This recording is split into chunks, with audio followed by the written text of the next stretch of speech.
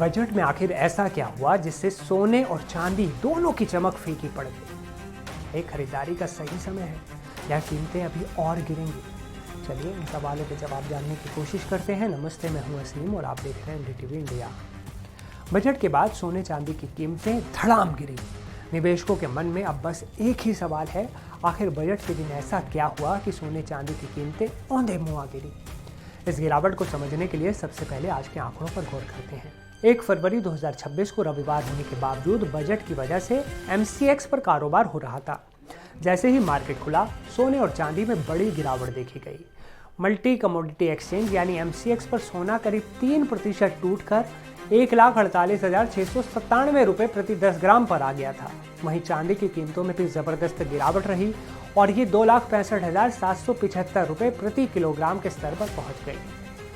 अगर हम केवल आज की बात करें तो शुरुआत में ही सोने के भाव में 7,649 रुपये की गिरावट दर्ज की गई थी।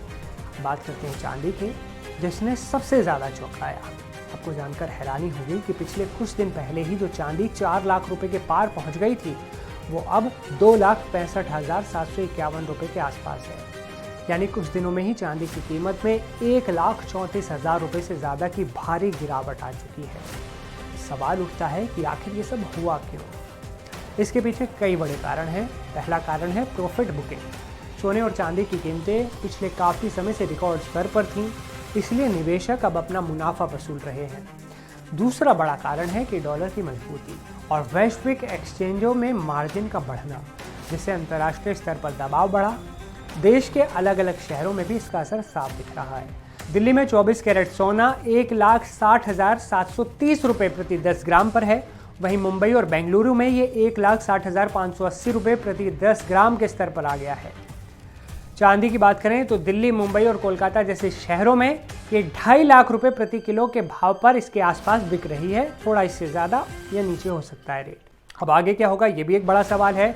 एक्सपर्ट्स का मानना है कि ग्लोबल मार्केट में अस्थिरता और बजट में ड्यूटी कटौती न होने की वजह से अभी कुछ दिन बाजार में ऐसे ही उतार चढ़ाव बना रह सकता है।